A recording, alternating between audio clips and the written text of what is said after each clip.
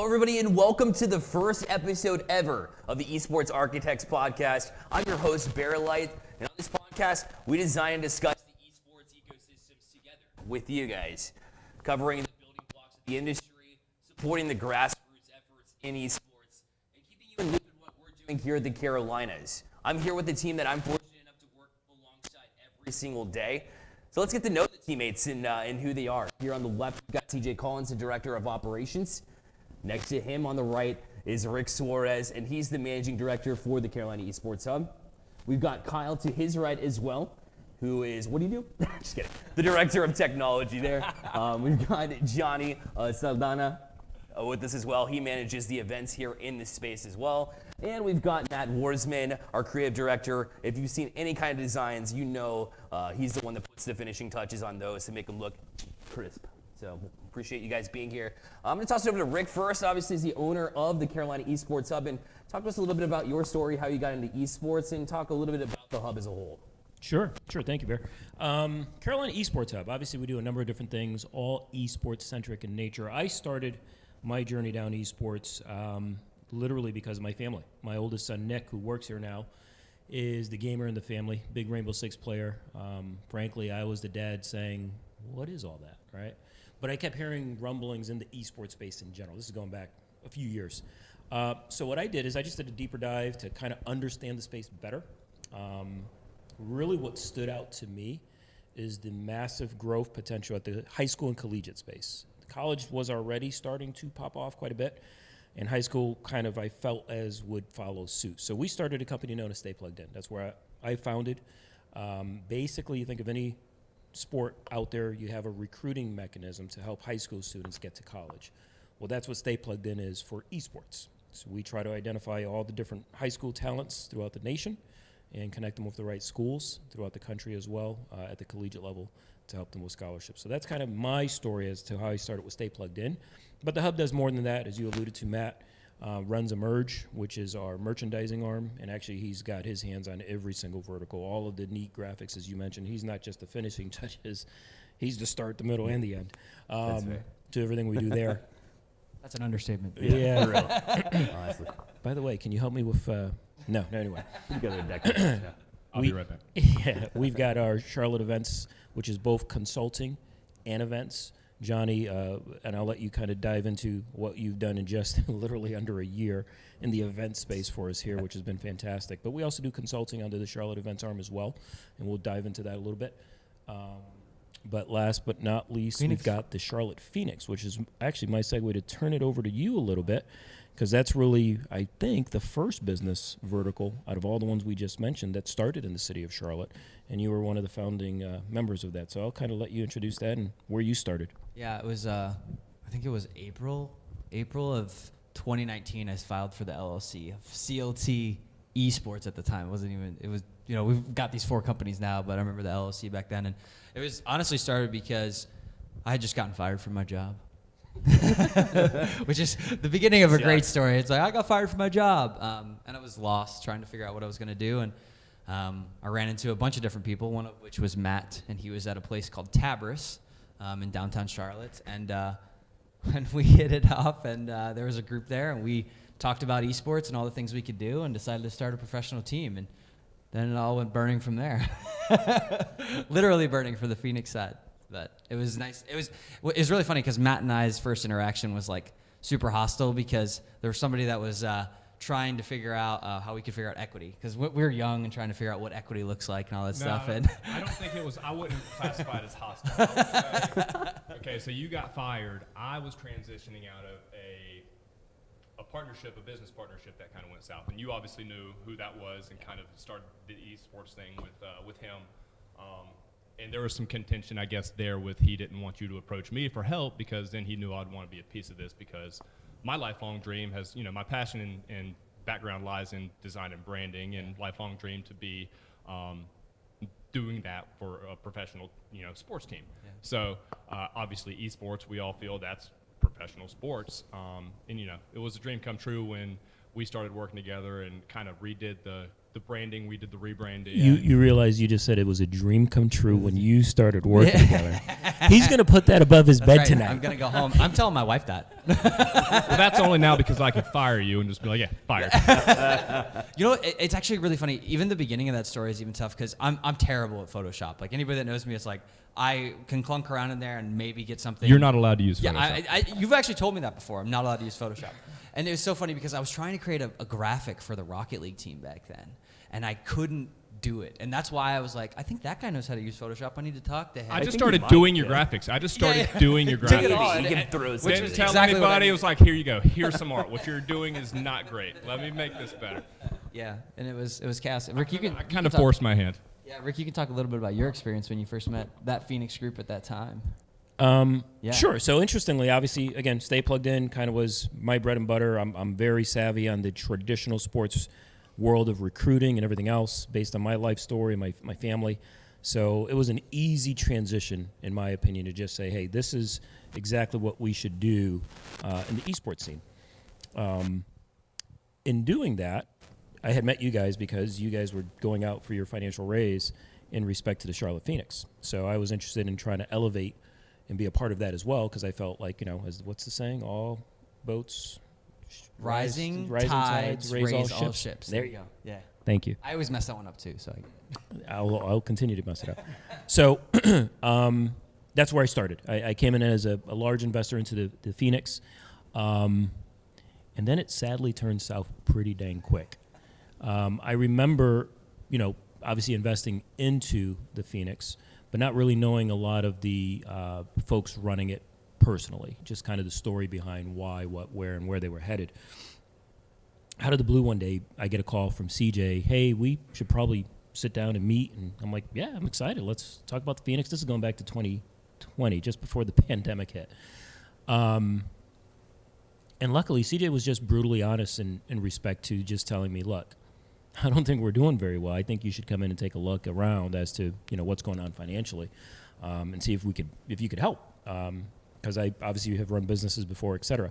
So I came in, had a meeting, looked at the books, and was terrified. At the end of the day, I looked at it, and there was about a 45-day runway left, headed into the pandemic. So without getting too riled up, I was like, all right, well, what's the strategy here? How can we continue on? By the way, amazing that you say that, Yeah. not getting too riled up, because that's something I remember very vividly about that situation. We had a lot of meetings, and you were always like so calm, and I was always thinking to myself, this. How are you calm right now, Rick? Only So on the kudos outside. to you on that, bro. Only on the Level heads outside. prevail, right? That's right, yeah. So the strategy, the feedback I heard back was, we're going to get sponsorships. We've got a creator team we're going to hire and put them in a house. And I'm thinking, that's an expense. That's going to add to your burn rate. And you're not going to see the benefit of that in 45 days. And from a sponsorship side, we get sponsors, right? But those monies are not allocated, to pay salaries and to do this or do that. It's really allocated to amplify the message of our sponsors more than anything else. We want to be, one second. Coke break. This has been sponsored by Coke. We want to make sure that we're able to deliver on those promises, right, at the end of the day, and not spend the money foolishly. So I felt like the core group really had some good intent, and we're headed in a direction that they ultimately wanted esports to be paramount here in the Carolinas, but we're going about it the wrong way. And the timing of it, right, as the pandemic was starting to shut everything down, was horrific as well. So I jumped full bore in, and we had to make a ton of cuts at the end of the day. We cut workforce, we cut salaries, we ran out of money, which then I started to fund myself. I started to put the money up to make sure that we would stay afloat and amplify our messaging, because I still saw the light at the end of the tunnel, and luckily I was surrounded by a number of people that saw the light at the end of the tunnel as well. But it was a shit show. I mean, we had to pay back people. I had no idea hadn't been paid. If you look at just our backyard in the city of Charlotte, there were communities literally that wanted nothing to do with the Phoenix. And I'm like, huh? What's going on? I met John, and John's like, bro, everybody fucking hates you guys. I'm like, why? And, unfortunately, as this startup had begun prior to my getting there was a lot of bravado, a lot of, hey, we're the best out here. We're going to do it this way. We don't care if you join us or not. We're top dog type of mentality. And I just don't think esports in general can survive that way, let alone at that time, but in general. So doing a lot of soul searching, I met literally with pretty much every leader of those communities within the city of Charlotte so that I can say, hey, look, new ownership, new direction, new purpose, new message. We want to be a part of what you're doing. We want to amplify what you're doing any way we can. But at the same token, we'd love for you to try to amplify what we're doing because that's important to us. We want esports to reign in the Carolinas in general. We're just part that of message went over very well. I mean, the way that we've mended those and, those relationships, and now they come to us and ask for, hey, we're thinking about doing something cool. Can you help us execute? Or, working with the FC or the Charlotte Knights or any of these, the community is what we're a part of in building. Well, that's the biggest thing. It's about the community. There's people that are going to get it right. There's people that are going to get it wrong. Frankly, I'm here to support and help anybody. I don't care. If they're getting it wrong and, hey, what did you guys do? How did you navigate through this? Hit us up. We'd love to chat and make sure you survive. If you're getting it right, how can you help us grow further? How can we help you? And that's at the end of the day, that's how the community grows. It's all this other stuff that, you see this startup go and going about it the wrong way, or we're better than you, or we're better than that. Good luck. At the end of the day, it's not easy. No business is easy, but esports, it's tough. One of the things I love about where we are today, kind of fast forwarding the journey, is we got a good mix. We've got a great mix of folks that are, as you all would say, OGs in the esports space that are really gung-ho about esports in general and super knowledgeable in that field. I'm not one of those. But we've also got a number of folks my age or a little younger that have been around the block from a business perspective. We've made mistakes. We've failed, right? And we've grown because of it. And due to that, we've been able to survive some difficult times and navigate to get us into a position that I think we're ready to explode over the next couple of years and go from there. So I'm going to shut up for a moment because I feel like I've been talking this entire time. But I want to introduce one of the folks that we brought on board with John because, frankly, I met him over at Tabris.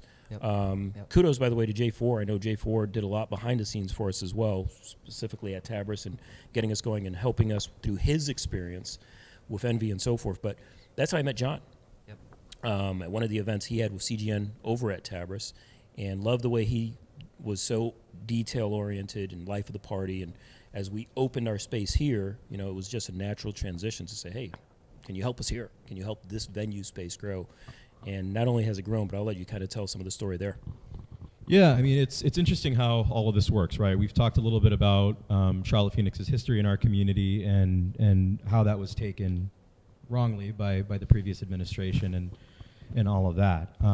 As the executive director of the Charlotte Gamers Network, the largest 501c3 gaming nonprofit organization in the country, we went into this relationship with a lot of hesitancy. He was scared.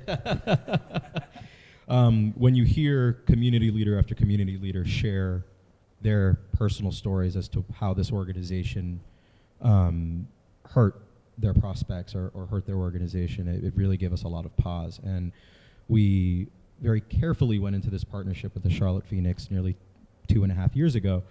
And I think to everybody's surprise, it went really, really well. What was incredibly motivating to me, and I think to our leadership team, as somebody who identifies as an openly gay Latino person here in the city of Charlotte, I've personally faced a lot of discrimination in the esports scene and community, especially among gamers. I'm sure all of us have horror stories of hearing how people speak to one another on games like Call of Duty and Valorant and other games like that. So to be in such a dominated industry by a lot of these archetypes, it was very refreshing to see that the Charlotte Phoenix really welcomed diversity. It was something that was quite surprising to many of us on our team. It was even more surprising to come to find out that the Charlotte Phoenix is one of the only minority-owned esports teams in the country. When I learned of that, me being Cuban from Miami and Rick Suarez being Puerto Rican, I think that really served to help bridge the gaps that I personally felt and had within the Charlotte Phoenix. So for that, what I think has been the most amazing thing to see in our journey from the days at Tabris to where we are now are truly the 4 pillars that we've built our verticals around, and that's diversity, equity, inclusion, and accessibility.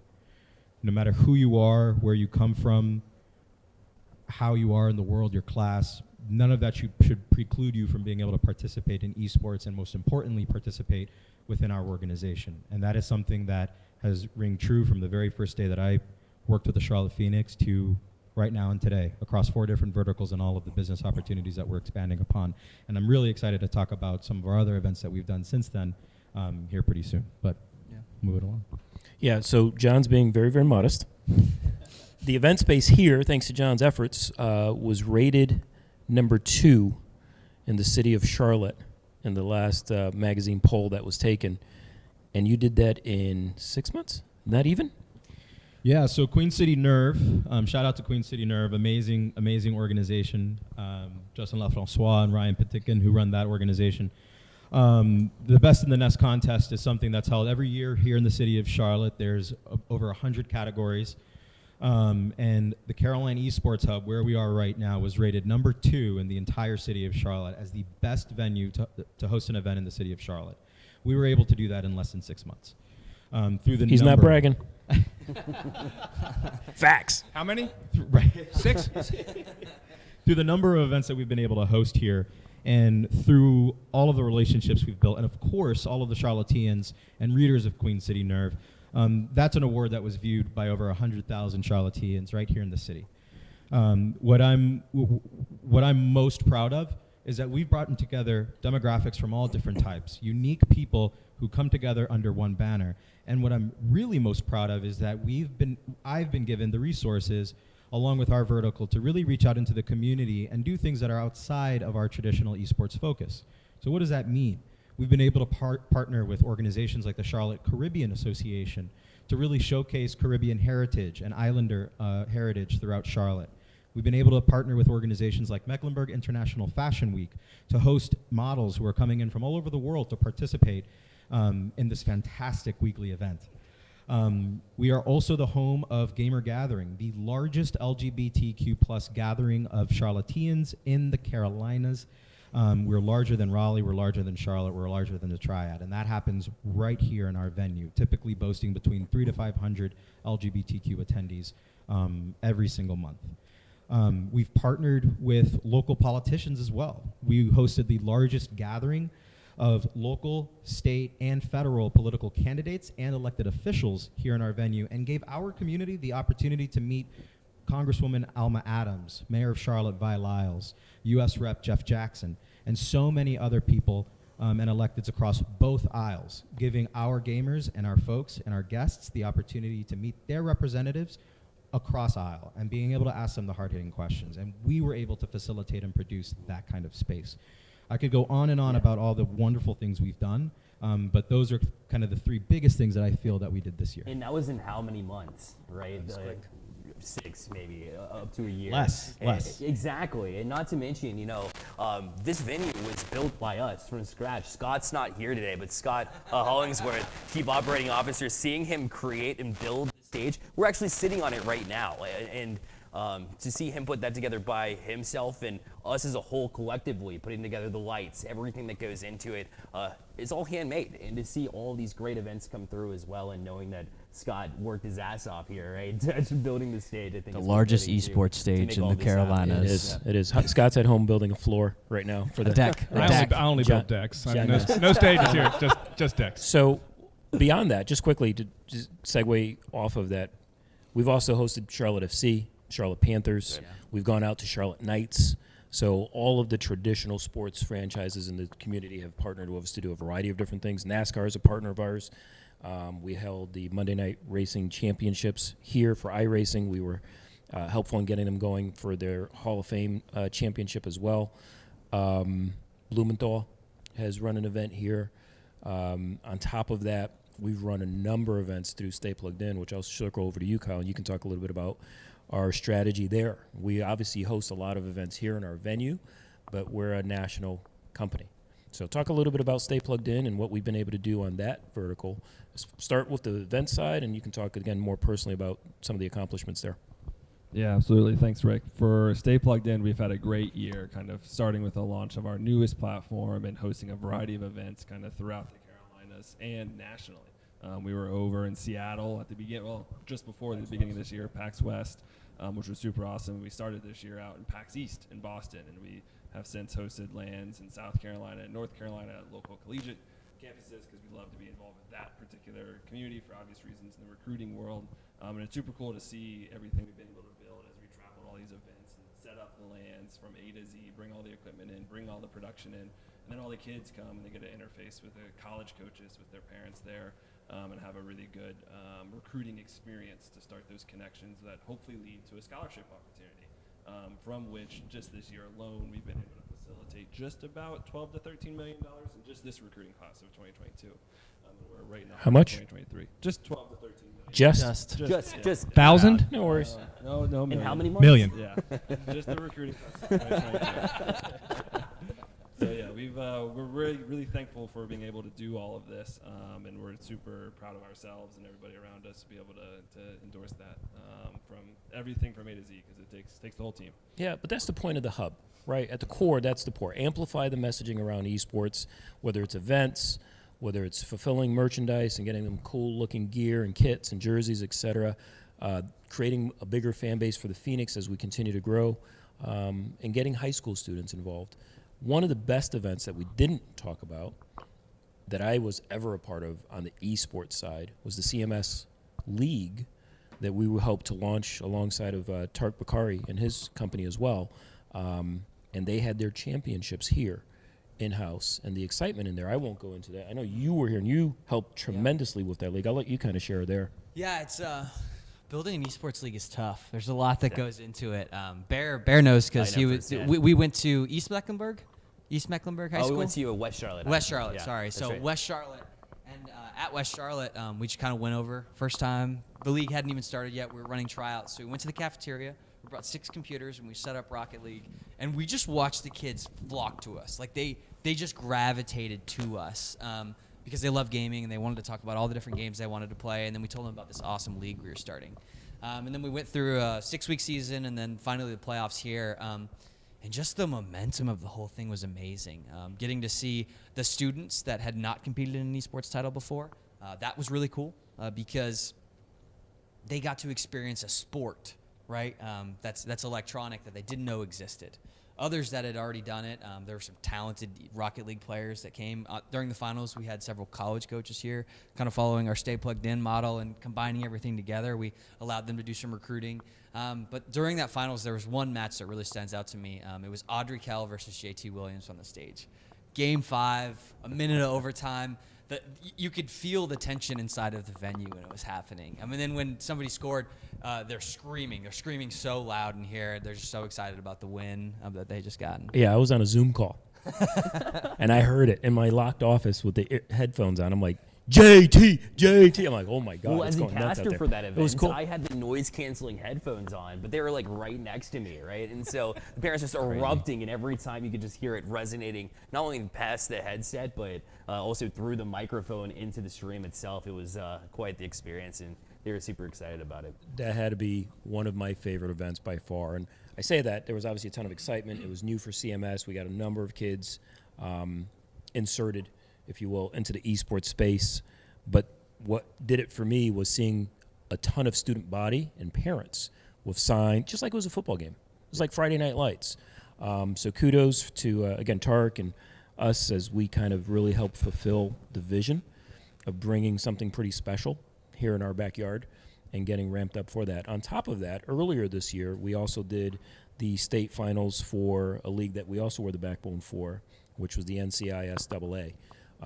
So again, just amplifying the message of esports in every corner of the Carolinas. That's always what we will do, always what we have done, and I'm excited to continue down that journey from there. But going to backtrack a little bit. Yeah. Bear, tell us about your start. Yeah. Because Tell you us. have a little special story as to how you started and kind of where you are today. It's funny. CJ got fired. I actually quit my job. There you go. It was during the pandemic.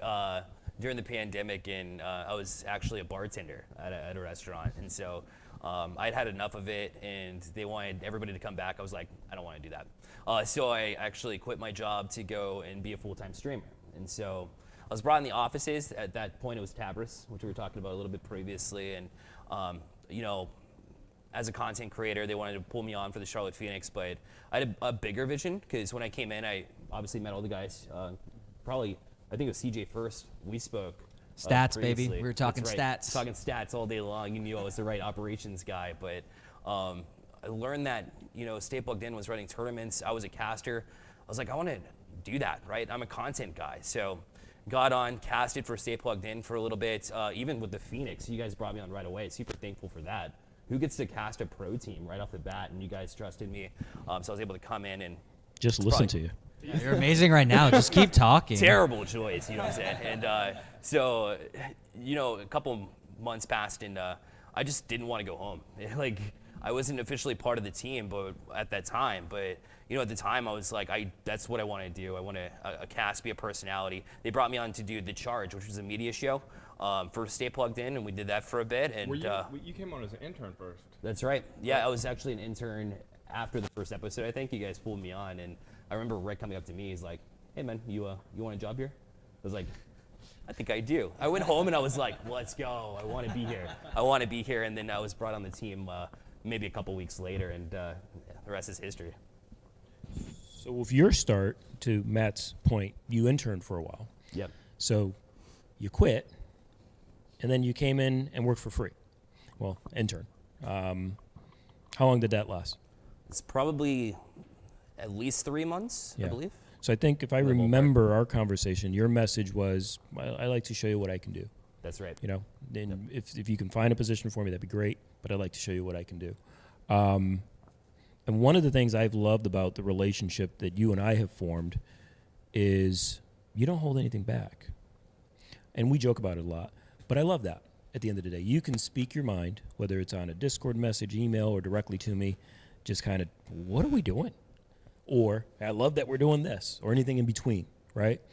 And the good news is you're level-headed enough that we can have great conversation and come to a conclusion. Sometimes you like it, sometimes you don't. Sometimes I like it, sometimes I don't, whatever. But I think from a esports hub perspective, it elevates us because we're able to have that constructive, critical type of conversation to make sure that we're doing it right.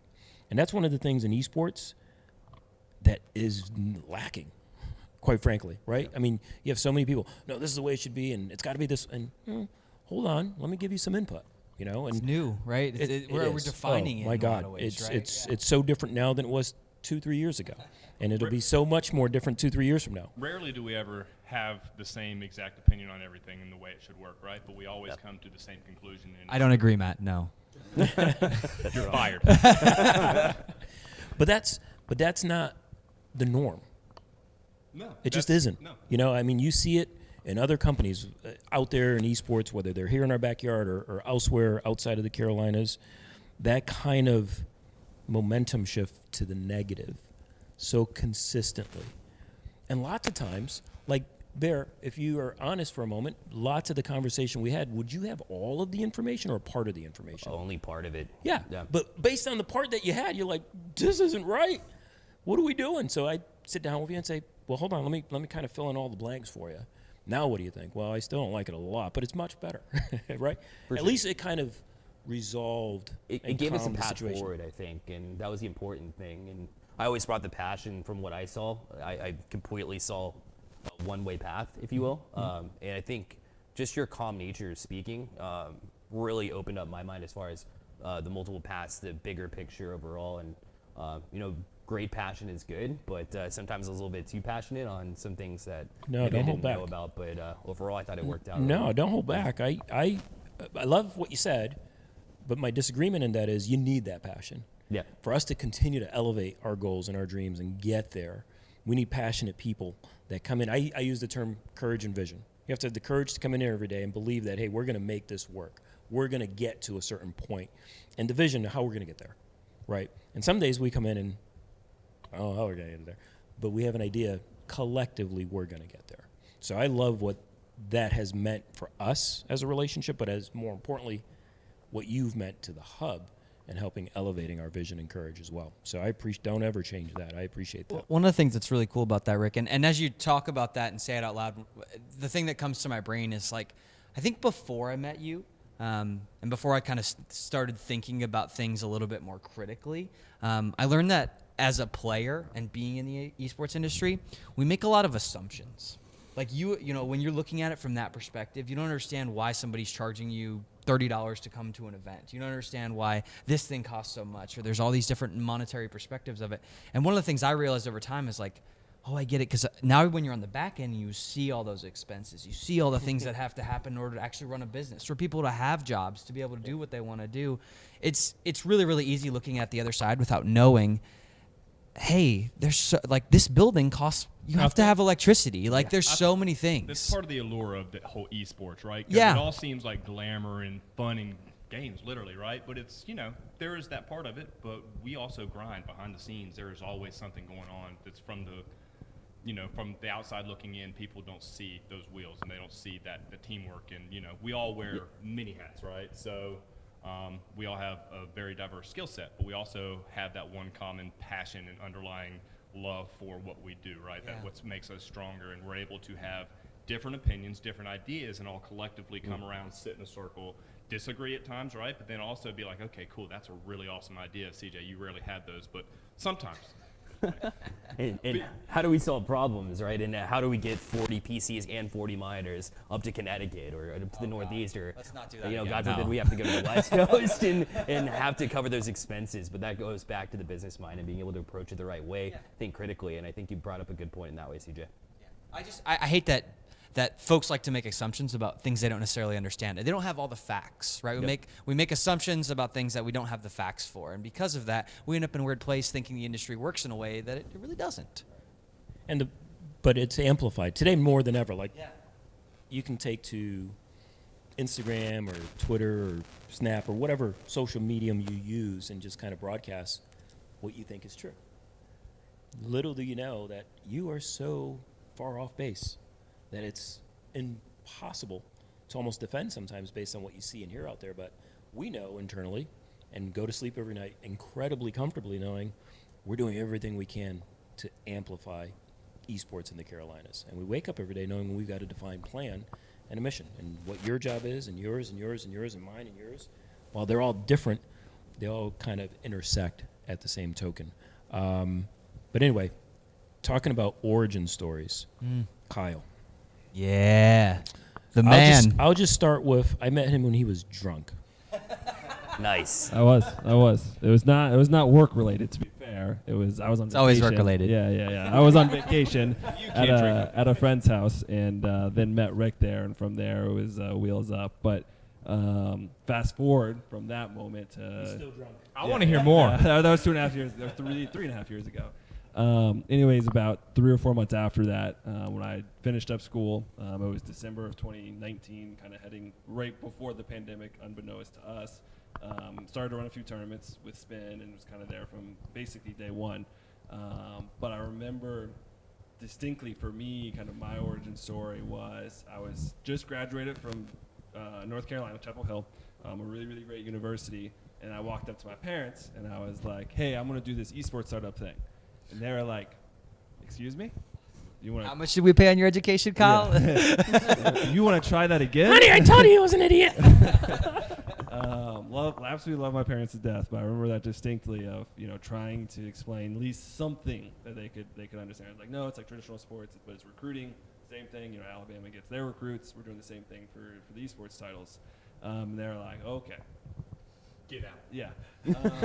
Luckily, they didn't kick me out, but I remember from the beginning we would go and we had a different office at a warehouse that there's another business entirely operating there. So I would go work and stay plugged in for 4, 5, 6 hours during the day. Then I would literally build cardboard boxes so I could get paid to do that to make ends meet back home. And then from there, I'd go and work my serving job. I was a server at a local restaurant, so on and so forth. So we did that for the first month and a half. And I looked at Rick and I was like, can I get at least something? Just so I can, not have to do 3 jobs, but maybe just 2. And he was like, yeah, absolutely. But that's what it takes, right? I think so many people skip over the startup part of anything. This isn't just an esports thing. This is startup, whether it's a tech startup, whether it's a medical startup, whether it's anything. You have to get over that first hump, and it is hard. It is long work. You're not going to get what you would deservedly get, you could say, in a fully fledged corporate company, right? What you're like, hey, my skill set gets me this salary. That's not what a startup is being about. It's about building something special, and then the rewards come later. We're not even there yet. We're still very much in that startup phase. But I remember that kind of first months distinctly because the pandemic was there. COVID happened. My sister's dog, completely unrelated, had run away, and we were in the woods for like 2 weeks looking for that dog. So it was very difficult 6 months to say the least. That was a really good visual. I just Yeah. envisioned you walking through the woods trying to find this Literally. dog for Behind 2 the house, weeks. Yeah. Is he back? He's 19 back? days. Yeah, we found him. He's a little skittish these days. What happened in those woods, huh? Yeah. But I remember there was that beginning, and that was, in the fire, and then from there, you still go through some ups and downs. But that startup moment, I'll never forget. Courage and vision. It's a courage and vision for you to There you get to go. where you are. But it's interesting. You talk about the startup and getting investment dollars. So you got to treat them like gold, right? It's like every single penny is so precious, and it has to be allocated correctly to survive. It's not like, man, if someone gave me, I don't know, 10 million, 20 million bucks, I'd start this and I'd do this. It's not as easy as that, right? Without a roadmap. It goes quick, too. It's crazy how quick Yeah. the money goes. Yeah. No, agreed. It's just unexpected things come up all of the time. And, you run an event, and it's like, can we get a table? Yep. Can we get this? Yep. Can we buy a new Can light? we do this? Yep. We need tablecloths. You need it. But We gotta wash the tablecloths. You need it because you want that customer to come back. Because if we're one and done, then we're done, right? And that's true of every vertical. So getting it right uniquely is so critical to our success. And again, that's why I love who I'm surrounded by, because I'm literally surrounded by perfectionists at the end of the day. They want to get it right, not just for their customer, but for their future. And that's just embedded in them because that's their name. When an event gets hosted here, Johnny put it on. And that's why in how many months? They got rated second overall because that's your signature. And that's something to be incredibly proud of. But let's skip over to talk a little bit about the Phoenix. We've gone And through Emerge. quite a bit. I want to hear about Emerge, too. So I'll just kind of go back to the whole origin and startup because let me tell you, like telling my wife that I'm going to stop doing. I had 2 businesses that I quit basically to come over here and do what we're doing. And I have done and been a part of a handful of startups in the past, and it's stressful.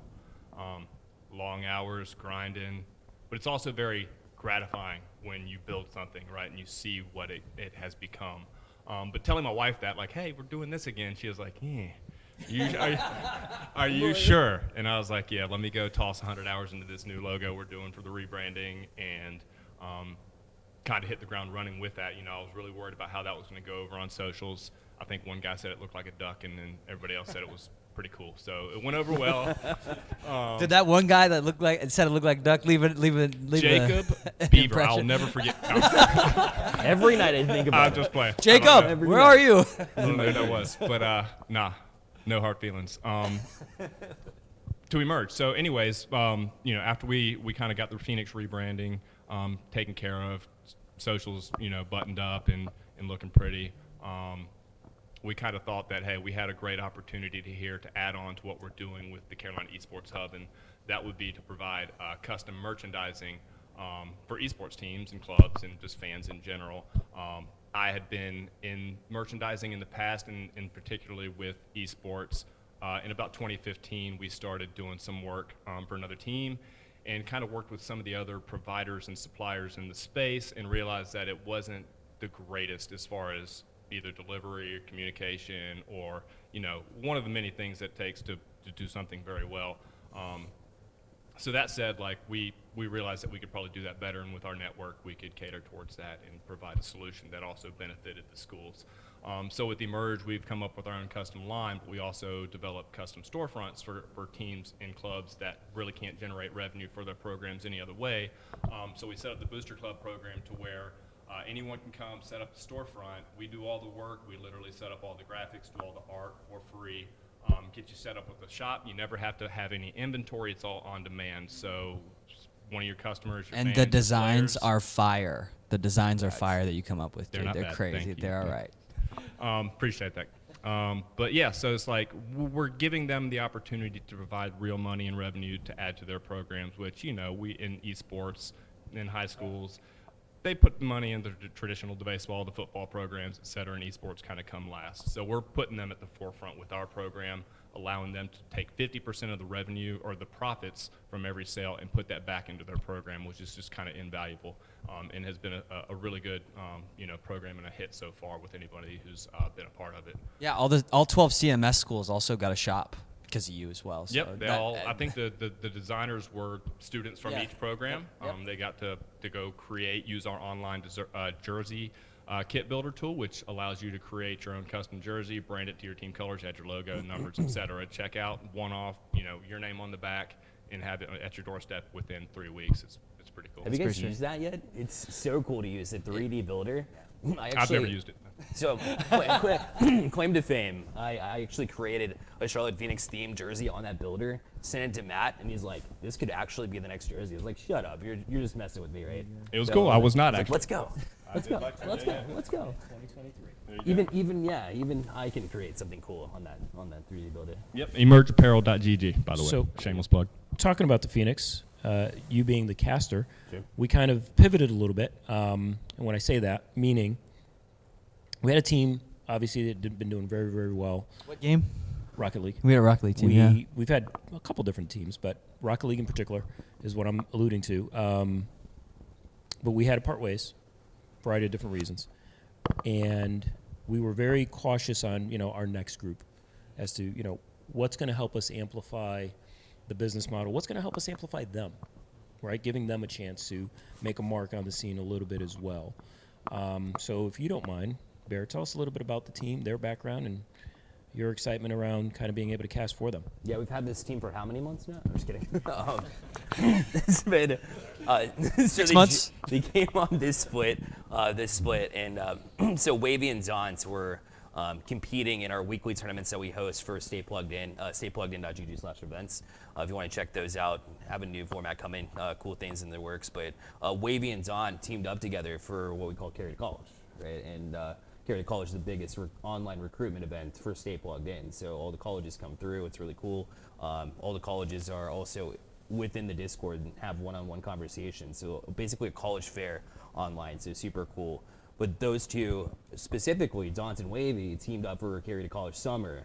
And they ripped through the Division I bracket, and they've been competing in their weeklies. And so naturally that caught our eye, and we wanted to really include them.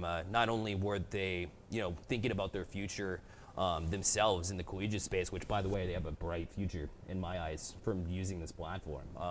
But number two, they're just cracked at Rocket League, right? So we brought them on for the Charlotte Phoenix, and ever since then, think about the accomplishments they've had. I've got to cast them beating 4-time champion Turbo Pulsa as part of Dark Zero, right? They were able to accomplish that in one of the qualifiers, and the many teams that they were able to challenge too even made close qualifiers, and we have a split coming up as well here in January. So I'm excited to see where these two go. Tivar is our third, and he's actually competed in a couple of Stay Plugged In events. So to see them take that next step and know their future, know how they can contribute, and the fact that we're able to support them in their journey, both on the collegiate side and now in the professional side, is pretty cool. The team's super refreshing too, because we used to have that kind of monkey on our back with okay, cool, the pressure's on, the Phoenix are going to collapse. Could never right? clutch up. It was Clutch up. The curse, but Yeah. it was. I'm multiple becoming to teams. think this Yeah. might be real, but no, they've come back, a couple big reverse sweeps, right, or Yeah, a big that's reverse right. sweep, and have proven that they can play with their backs against the wall under pressure, and they're kids, right? Where else can you go? Pathway to pro, skip college, Yeah. or play pro and then go play also in college is just amazing to me. And in the breaks for RLCS too, they won the Regain tournament hosted by Rizzo. So that's those teams that are just on the cusp of becoming a pro, like the top 16 in North America, and they won that tournament. So they're literally the next ones up because of that tournament as well. Super excited for them Yeah. personally, but for their future. Yeah. And again, amplifying the space, amplifying the hub, et cetera. But beyond that, we also had an iRacing team. We kind of dove into that pool for the very first time. And talk a little bit about the results there, Siege, and the Yeah, team. I think one of the coolest things that happened, specifically to our venue, was we were sponsored by Next Level Racing, and they provided us with some racing rigs so that we could utilize them within the space. And then I think that kind of got us thinking about a lot of things, along with developing a team. So we were in the bidding for an eNASCAR racing team. So we hired kind of the management team of James Bickford, David Shieldhouse, and Ryan Vargas. And then Graham Bowen was our front runner driver that got third place at their NASCAR Hall of Fame event over at the NASCAR Hall of Fame, which was... In how many months? Which was the second biggest iRacing event that has happened at that point. And because we'd hosted one here. It was pretty good as well. Biggest. The biggest. Best. A really good one. And that's been a really, really cool thing because I think it's interesting. We look at the game of Rocket League and, it's still a kid sitting behind a computer with a controller in his hand. Obviously, there's a lot of hype behind that. There's a lot of cool things that happen. But I think something changes a little bit from the parental perspective or an administrative perspective when you put somebody in a racing rig and you have them race against each other. You just see a little bit more of that. I remember David Shieldhouse after that Monday night racing event, drenched in sweat. Like, I touched him and it was his shirt was completely soaked. And it's just like you saw how much intensity they have behind that wheel when they're racing for that 50 lap or whatever, because there's so much mental strength that goes into that, but so much physical strength that it takes to be able to hold your body together, just like regular racing or something like that. Obviously not the same dangers, a little bit cheaper than wrecking a real race car, but still been a really, really awesome journey on the iRacing side and something that we've been really excited about this year. Super cool. So super looking forward to 2023 with the Phoenix and their continued journey amongst those, as well as some of our content creators that we brought on board this year, some of the special things they've been able to do for us as well. But we talk a lot about community in this podcast, and one of the things we've talked about is the venue, kind of what we've been able to host here, and iRacing and everything else, CMS, you name it. But we've also been able to bring esports out to the communities as well. John did some events, which I'll let you dive into. I know for Red Bull up in Raleigh, they're here at the airport, over at the grid for Goodwill. But you can dive into some of the things that we've been able to do with some of the equipment for esports, kind of bringing it out to the community so that they can share in the fun as well. Yeah, like the R6 after party. Yeah. Lives in infamy. So outside of the events that we've done, right? Like we've talked a lot during this podcast about events that have explicitly taken place either here in the venue or at colleges.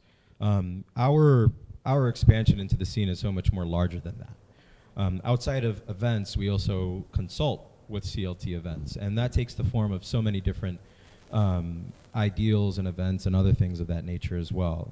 I think two that come to mind really quickly that really ties back into our high school recruiting program, into collegiate, is us partnering with local public and private schools to build out their esport labs. We built a whole slew of computers for Charlotte Christian School here as well. And the airport event that Rick had alluded to is something that was a big first for us. It was one of the single largest private events that we did in 2022, and we produced an esports event through the rental of our iRacing rigs and other fun the activities Maverick as well. experience. We got to do all the merch as well. The Top Gun Exactly. experience. It was the first for me too, because it was the first time we had to convert the rigs from a racing aspect to the flight aspect. It was a really fantastic event. We partnered with the Charlotte Douglas International Airport and their aviation department to produce an employee appreciation event where we were able to bring in modified racing rigs to run Microsoft Flight Simulator. So imagine yourself working at the aviation department at the airport and being able to enjoy what we've coined as our Top Gun experience, where you can fly an F-18 Raptor just like Maverick did in the movie. So for a lot of these aviation employees, that's something that they will never, ever get to do, likely ever again. And here they had that opportunity to sit behind that wheel and pilot a jet. We had so many wonderful reviews from that event, so many employees who came over to us and said, this was truly a once-in-a-lifetime opportunity. Thank you so much for providing this service. And what really is important to me, much more than any of that as well, is just the community building we were able to do. Our event at the airport was the foundation for the airport to announce a historic profit-sharing agreement where at our event, they told all of their employees that they were receiving a bonus $2,000, every single employee of the aviation department, nearly 800 employees. And we were able to help bring that message to them. We were able to be a part of that historic profit sharing agreement. So this is so much more than just video games and esport teams and things like that. What I am so humbled by is seeing how we have built a vehicle around esports to further our engagement and development into our community.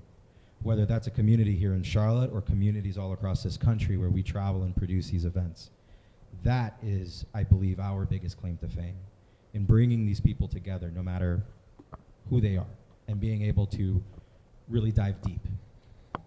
So, bingo. At the end of the day, that's what it's all about. So to dovetail off of that with community, kind of flipping it over to you, Kyle, a couple of other things that Charlotte Events help produce, if you could talk just briefly about Dottie Rose, as well as Florix. Yeah, absolutely. So another pillar of the Carolina Esports Hub is really being able to engage women and girls in tech and esports and kind of everything that surrounds that. And we're able to do that through those two particular activations among many others. But I remember Florix this year, it was in the middle of the hurricane. And it was a really cool experience, like always. But we had What is Florix? So Florix is a conference where it's I'm not the expert by any means of what it is, but it's a networking kind of tech conference where For a bunch women. of women in tech get to come together, and there's panels and speakers and a whole kind of sponsor fair attached to it where you can meet a lot of really great people and have a really great day. And I remember producing it, and at first we were like, is it going to happen? And calling Jocelyn and going back and forth, like, we need this equipment here, and then there's the rain, and if you've ever transported production equipment in the rain, it's not the easiest thing in the world. So there's so many different things that go into it, but it was really cool to see it all come together and everyone come and be able to listen to some great speakers talk about really how to empower more women to kind of rise up the ranks and get those jobs that men usually get a little easier in our world. So that was really cool. And on the other side, the Dottie Rose camps, which is something that I taught alongside with Sharon, Dr. Sharon Jones. That was kind of completely different, but same vein, right? So it's a camp, kind of a series of camps that girls come in and we teach them how to code, we teach them how to game, we put them on teams, lead their practices in Rocket League, and then they build really cool things in Unreal Engine. They build their own website using kind of basic HTML and JavaScript. And that was my personal favorite, because working with those girls that were anywhere from 6 to 12 was really, really awesome to see those dots start to connect. Because they don't get that support at school that you traditionally, or that you get in esports, right? That the guys usually really easily get. So it was cool to be able to provide that for them and teach them for a week or two at a time. And it was always great because there was 2 or 3 girls that always came back and they'd remember me and CJ, and we would be able to like, oh my God, Kyle, Coach Kyle, let's hop on and practice some Rocket League. I'm like, all right, let's do it. We got to learn how to code at some point today, but we can play some Rocket League first. So those 2 things this year was something that kind of warms my heart to kind of reflect back on. I think in addition to that as well, we've talked a lot today about our intention behind reaching communities of color, the LGBTQ community, women and young girls, bringing them into places where there's not typically a lot of that demographic, right? So while all those things are amazing, I think one of the things that really sold me on this whole idea of an organization was truly our commitment to building non-traditional pathways to college through our high school collegiate recruiting platforms. What is so incredible to me to see is that we're able to go into marginalized communities, often not communities of color, and give a lot of these kids pathways to college that they would have never have had before. In doing so, we've worked alongside a lot of HBCUs here in Charlotte and throughout the South to really engage all communities, all demographics, all marginalized people, and give everybody an opportunity to participate and really build on their life and build on their future as well. And that's what we've done here locally. And through Stay Plugged In, Kyle, I know we've partnered with a lot of the local federations too. So it's what we're doing around our area, what we can do, and then also supporting those who are trying to do those same grassroots efforts across the country, right? And really teaming up with them too. So talk a little bit about the partnerships, who we're with, and who we're looking to support so they can better their communities. Yeah, absolutely. Like kind of been the theme of this entire talk is how can we engage communities and help them grow and bring more opportunities to them that they might not be aware of. And not only do we do it here in the Carolinas along a number of different areas from local gaming communities to local colleges, we also do it nationally. We're partnered with the IHSEA, which is the Illinois High School Esports Association, and the Indiana High School Esports Network, and the acronyms get so crazy. But IHSEA and ISIN, for shorter, they're kind of the same thing, grassroots organizations that specifically provide in school high school competitions in esports, in Rocket League, Valorant, Overwatch, and we're partnering with them to connect them with more recruiting scholarship opportunities to bring those opportunities to those students that a lot of them just don't know about. Because, you know, in baseball, basketball, and football, by the time you pick up a ball, usually your dad's like, you're going to college, right? No matter how good you are or how bad you might be, you're going to college, son. You're going to college, daughter. In esports, it's not that. So many people, even when you're 16, 17, looking for college, about to make that decision, they don't know that these scholarships exist. So we're able to educate those people, bring those opportunities to them here in the Carolinas, in Indiana, Illinois, and we have a couple national partners as well in the high school spaces, in Play Versus, in VHEL, UGC, so on and so forth, where those platforms aren't really hosted somewhere in stone in a geographic location, but also just everywhere. So it's really cool to kind of be able to grow that and just bring those opportunities and awareness to everybody to help them take their next step. So many acronyms, by the way. It's Yeah. like there's 87 acronyms for all of them. But that's, again, I'll keep saying the same thing. It's our job day in and day out to try to amplify the space as best as we can. For us personally, as a group, as a company, well, what's the saying? All tides... Rising tides raise Sky all at night. ships. Great. Oh, By the way, for both Dottie Rose and Florix, because I've been to those camps, I was at Florix as well, they had T-shirts that were fire. Who created those? Pretty sure I'm sitting next to I him. know a guy. You know a guy? I think every state needs a hub. Every state needs a hub. You know what I'm saying? Well, guess what? We could be those. 2023. Oh, snap. We're the hub of hubs. So We what might we've have some done expansion there. a lot today, we've talked a lot about the community, right, that we're building. To me, one of the best things that we've done is just are the lives we're changing through Stay Plugged In, right? So I know that we said 12 million this year.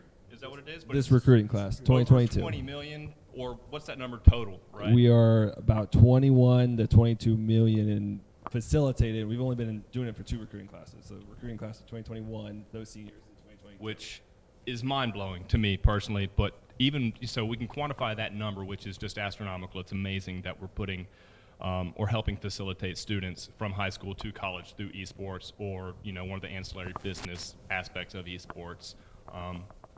But the lives that we're changing, we can't quantify, right? Like, the kid goes off to school, finds a career path that they never would have explored, meets their significant other, future husband or wife, and just basically just changing the trajectory of their lives, right? And you can't put the numbers on It's that. mind-blowing. It really is. It gives me chills. Two of the best stories are homegrown talents. If you think about it, Kira Greer, who's a local talent who went on to Ottawa to play Overwatch, if I'm not mistaken. And one of my personal favorites, Kai Hickey, Sun Valley High School graduate, had no intent of going to college. Like, literally. He was interning for us, learning how to do more video editing for his clips for Rocket League. And he's like, yeah, I'm not going to school. It's just probably going to go to work UPS. Got it all. No, you're too mapped talented not to go to school. out. But that's where he was, right? Played in a number of our tournaments, got recognized quickly, got a few offers, and ended up going to college. And I'll always remember, speaking of events, we hosted one at the Charlotte Motor Speedway. And that's where his mom came up and just hugged me. It was like, I don't know if you knew this, Kai was not going. That's the first time I knew that. Kai was not going to go to college. You guys made all the difference. And to this day, that may be the one. Granted, of all the students that come through the platform, that's the one that's going to stick in my brain the most as a dad myself, that, to your point, completely changed his trajectory, right, through gaming, his love of gaming, his passion for it, and obviously he was qualified enough to get scholarship money and everything from there. So I think we're kind of winding down a little bit here. So I will ask one last question and kind of let you all respond with your favorite moment for the hub of 2022. Notice I pre-qualified with the hub. It's not getting married, which, congratulations, John, you just recently did get married. You're welcome. But 2022, favorite recollection or memory surrounding the hub. Could be anything, but I'm going to put it all on you to start, Bear. Sweet. So the birth of my child. Oh, the hub, really. Oh, the hub. So that's obviously number one. But hub Cub really- Light. Cub Light baby.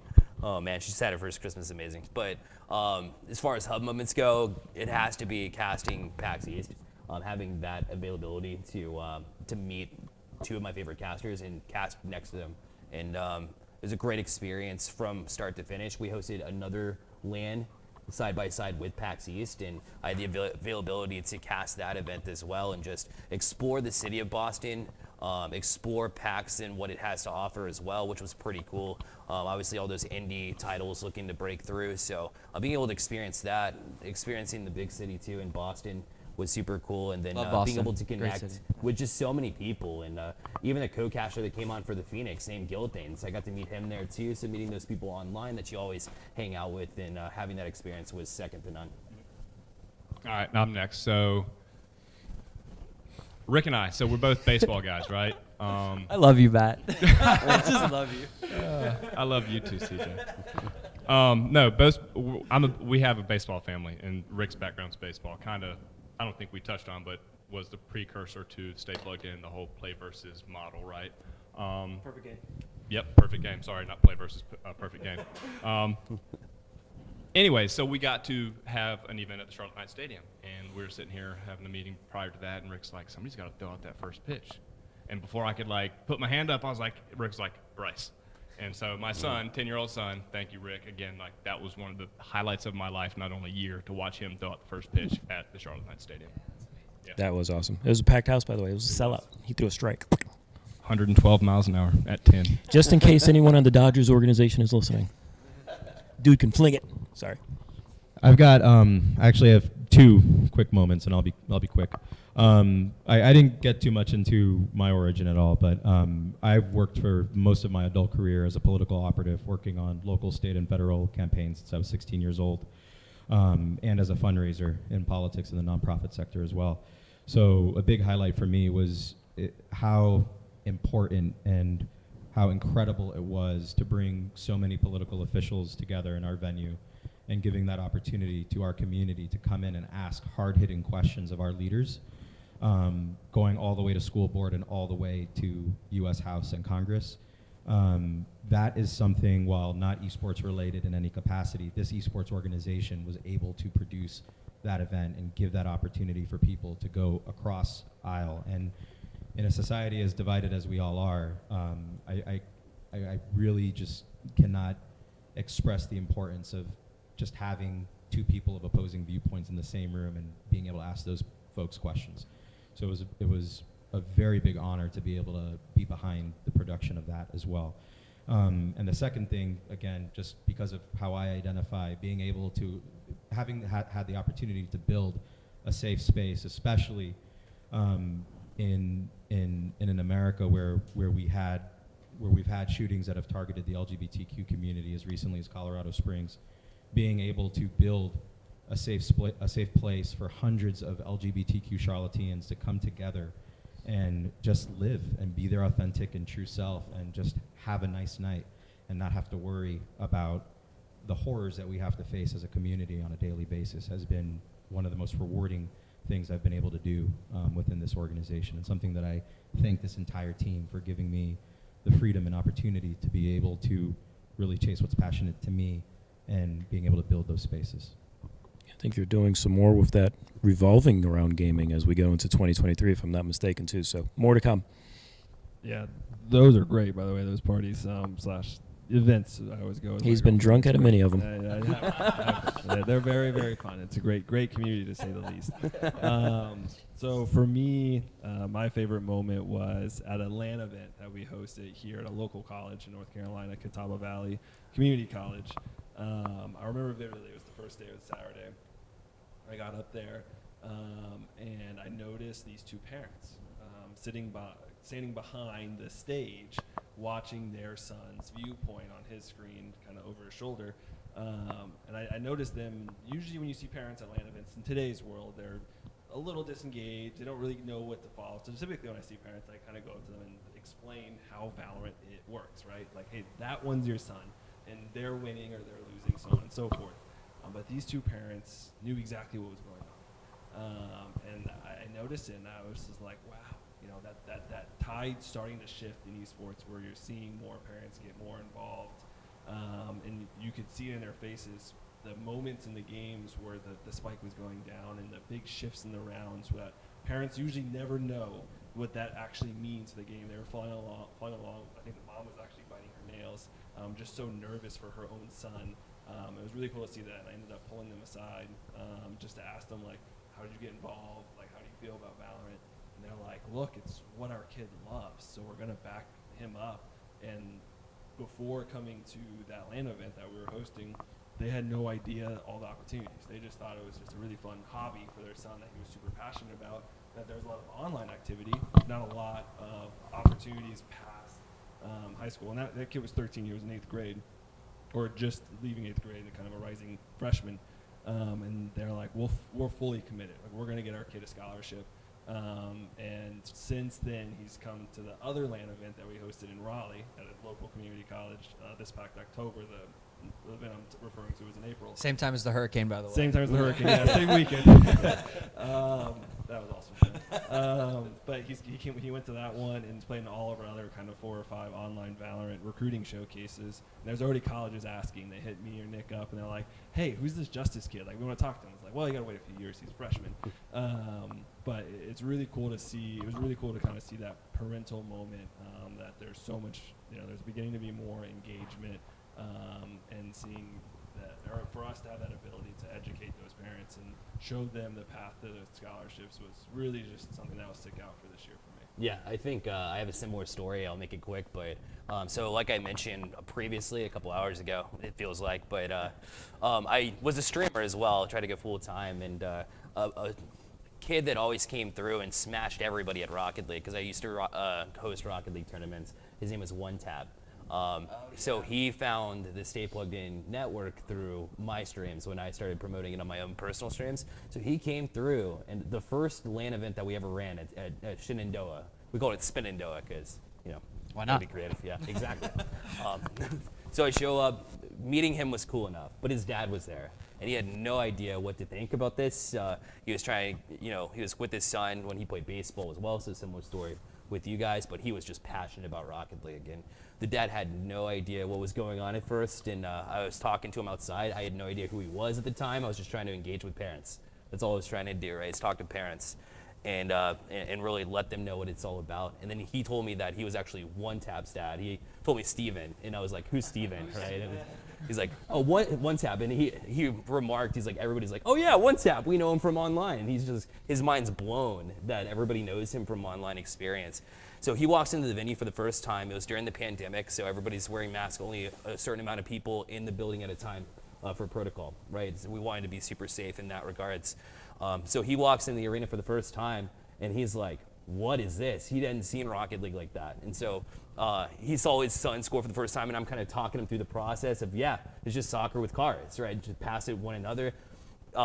He was popping off on LAN too, and his dad kept screaming. He was like, that's my son. That's my son. So he went from knowing nothing at all to just being excited, and it just changed, everything for him. It's cool. That is awesome. Really cool. I'll let you have the last word if you want your story. Where you want to go? Go ahead. Okay, I'll go. I have a parent story too, isn't that so? It just goes everywhere. It's the support for It's esports crazy. is so critical. It is. During the CMS LAN, there was a mom of the JT Williams team. One of her players was the Rocket League player. I want to say it's Grassy or Nutella, somebody. It's so funny we talk about their gamer tags and not their actual names. Like, I have no clue who these kids' actual names are. Exactly. But she walks up to me and she said she had another son, an older son, who had some kind of disability, but sports wasn't necessarily an option for him based off his disability. So she's like, we have never been a sports family. It's not something we ever thought we were going to do or whatever. And my youngest son is really not that into sports either. But she saw this first season. She had kind of rallied the JT Williams whole crew. She made little signs for the JT Williams team while they were there. And really the mom leading the effort and like getting the kids kind of excited about the whole thing was awesome. But she looks at me and she says, like, we will always come to one of these. This has changed our perspective. And it's our sport. It can be our sport for our family. And it's something where we can get that same outlet that you would get from regular sports, but in a very different venue that just makes it so, so special. So she was like, anything you need, I'll always be there. Tell me who I need to talk to. We got to change the world with this because it changed our life just as a family. And I think that has been resounding from all of us, that parents understanding, even you, Rick, you know, you're the shining example of that, of a parent that didn't really understand it and got involved. And no, I'm not. Nobody knows. You have the hat on, okay? You let yourself on that one. Smart move. But it's amazing to watch that story. And one of the things that's also amazing is I've kind of watched us here today. You know, it's also spaghetti with all of our different businesses, right? It's just everything touches everything, right? So like the Phoenix stuff is going to touch the spin stuff, which touches the emerge stuff, which touches the event stuff, and that's why our organization is it's so nimble, because we all kind of have that knowledge within all of us. So we're able to kind of execute on projects very, very quickly because Matt understands the creative side of it, and getting them a jersey and being able to build the graphics for the stream, even though that is kind of 3 different jobs. All the verticals use it in some capacity, right? So it makes us all very, very nimble on that side. And I think that's really, really cool. And the more and more we investigate the hub and how we can make it successful, I think the fact that we have this knowledge that goes through all these verticals, it's very, very important. Each one of them is super, super critical to our success going forward. I'd put our team against any other team out there in the country. I will say, you reminded me of one other thing, and then I'll let you go, Rick. I'm sorry.